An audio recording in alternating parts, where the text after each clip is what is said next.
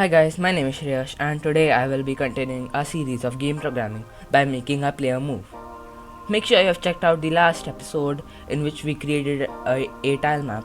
So the Asset Sunnyland has actually provided us with a player or character.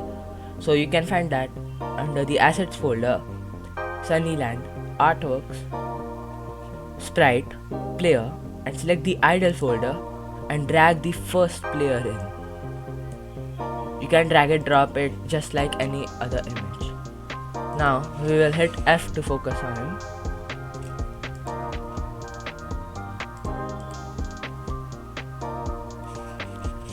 And then you want to scale him to your personal choice.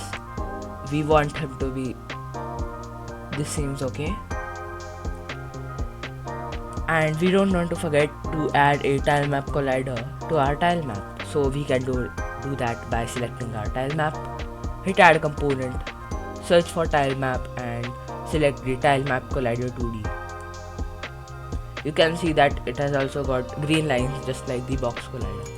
This is like the box collider for our tile map. Now to move our player, we will use a script made by another YouTuber called Brackies. If you want to check him out, I will leave a link to his channel in the description of the video. And of course, the link to download the script will also be in the description. We will make our player jump and we don't want to make him crouch because this is unnecessary in the game that I am making right now.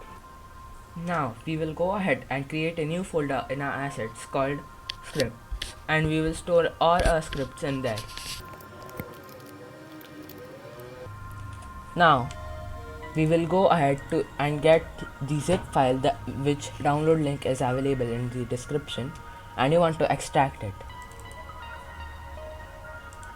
And in this folder you want to select the character controller 2d.cs file and drag and drop it in our assets folder. And once it is inside the assets folder, you want to drag it to our scripts folder.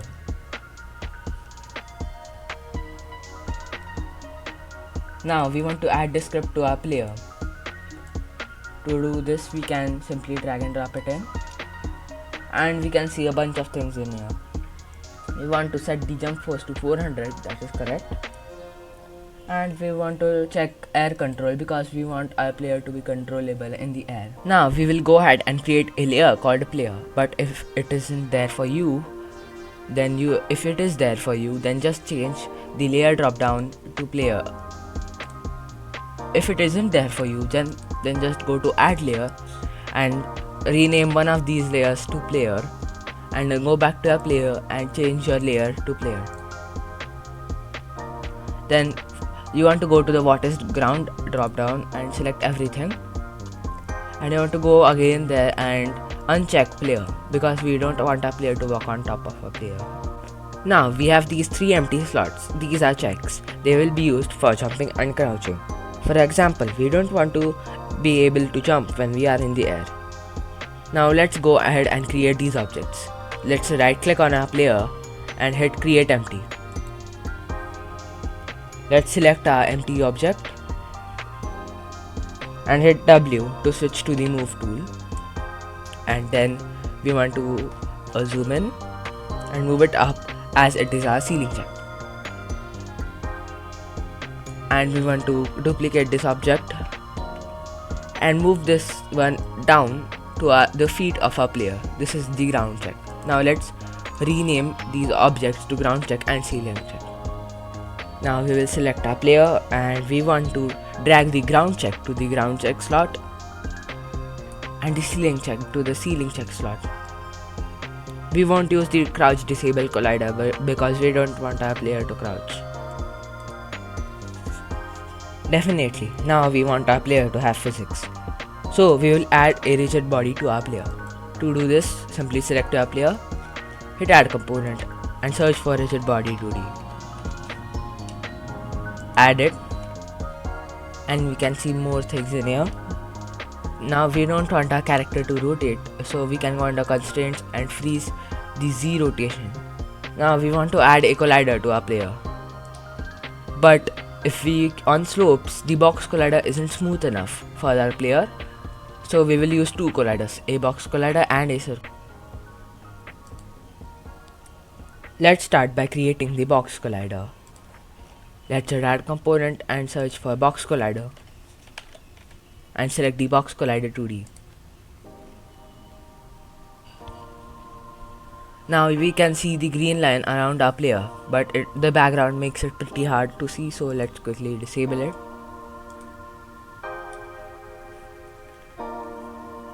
Then select our player and we can see the green line clearly.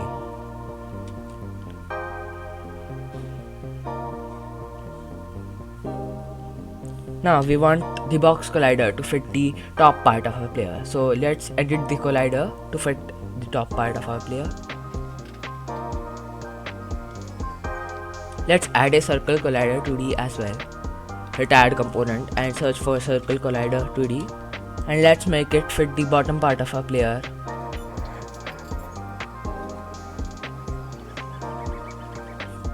Let's stop editing these colliders now. Now we have two colliders overlapping each other. Let's quickly re-enable our background, and if we drag our player a bit up and then hit play to play the game, we can see that our player falls down onto our tile map. Now we want to add a player movement script to our player so we can actually control him. Select our player, scroll down, hit add component, search for player movement, hit new script, create and add. This will create a new script, and we can see we have a player movement script here. Double click it to open it up in Visual Studio, or simply go here and double click this to open it up. This is the default Unity script. Now we want a reference from our player movement script to our character controller script. To do this, we will simply go on top of our script and we will create a public character controller 2D variable.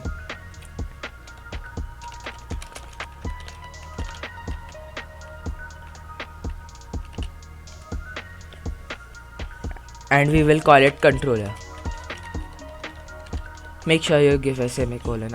Now if we save this and head back into Unity,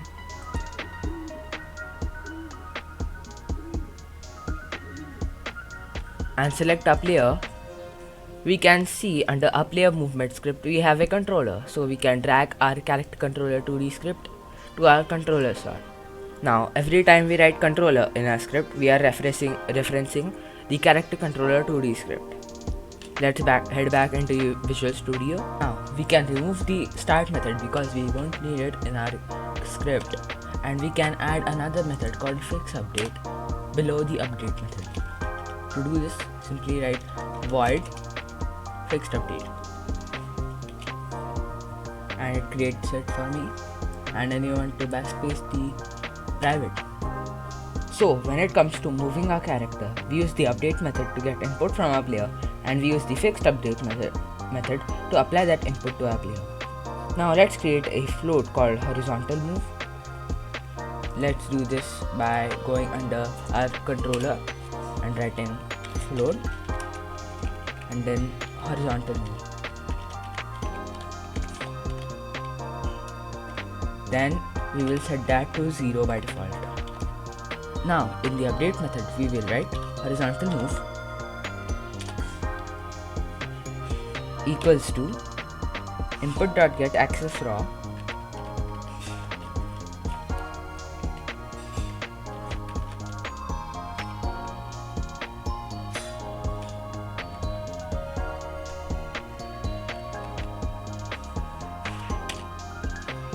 horizontal.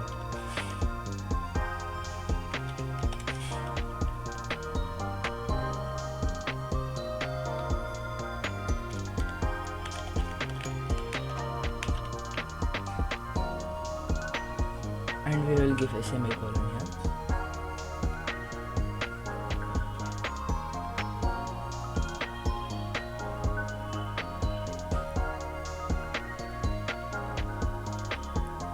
Now in the fixed update method we write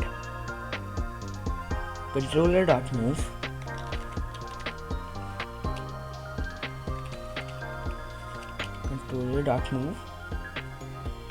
horizontal move, comma, false and false.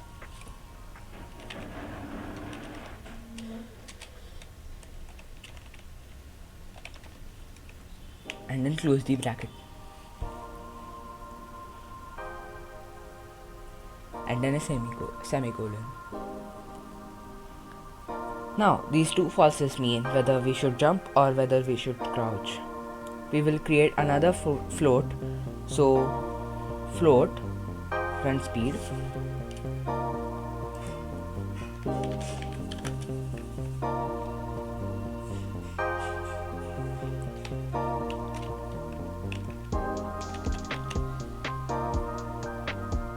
and set that to 40.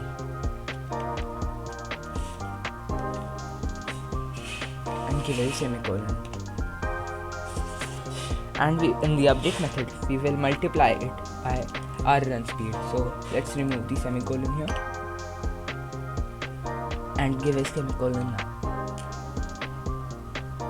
Now in our fixed update method we want to multiply our horizontal move with time.fixed delta time. Now if we change our run speed float to public, so just write public in front of it, and if we save this file and head back into Unity, we should be able to see run speed here and we can adjust it. And once we are here, we want to change a setting in our rigid body, so go under rigid body and change the collision detection from discrete to continuous. And now if we play our game,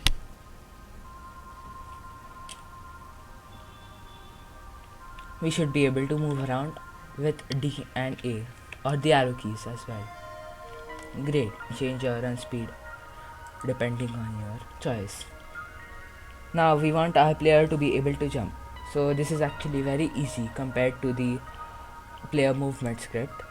All we have to do is create a boolean in our script.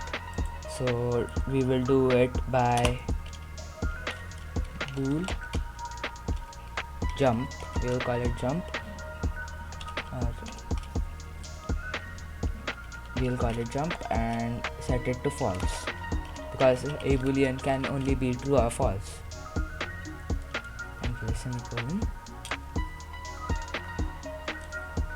And now in the update method we will add a statement saying that we will add a if statement. If input dot get button down,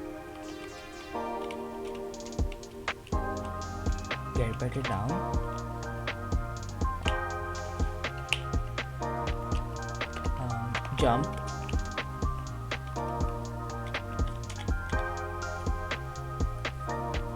and then we go outside of the brackets, hit enter,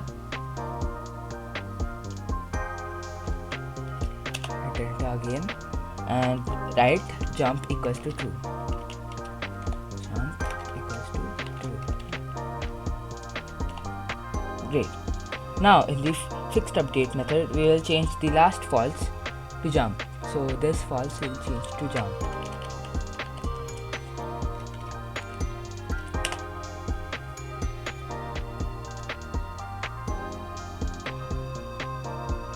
And we want to write jump equals to false again, so we don't keep jumping forever.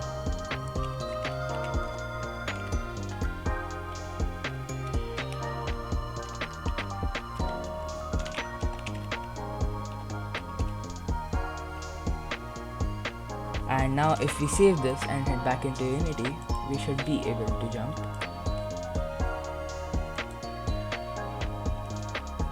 Now let's hit play.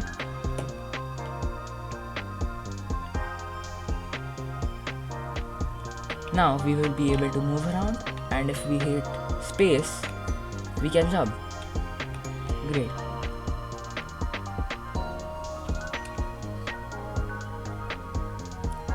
there is a slight problem. There is too much friction when we collide with something, so we can get stuck in mid-air. Let me just give an example.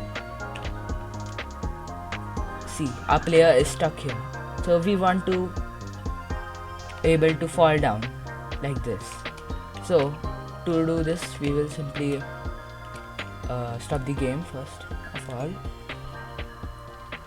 Then we will create a 2D physics material called slippery. So let's go ahead and create a physics material 2D and call it slippery. Great. And then here we can change two things, friction and bounciness. We want both to be 0. And we will add these materials to our box and circle collider. So select our player, expand the circle collider, and here you can see a material, and we will drag our slippery onto it. Now our circle collider will have slippery, and now we will also add this to our box collider. So we go under box collider, and again we can see material and drag our slippery to our material. And now if we hit play, it should be way better than the last time. While playing the game also, you feel it is very much smooth, and you can see that we instantly fall down, and if we are close to the corner here, we go up. And guys, this is it for this video, and in the next video we will add animation to our player. So our player will be actually animated, and when we move him around, he will be animated as well. So thanks for watching, and make sure you have subscribed and hit that like button, and I will see you guys in the next video.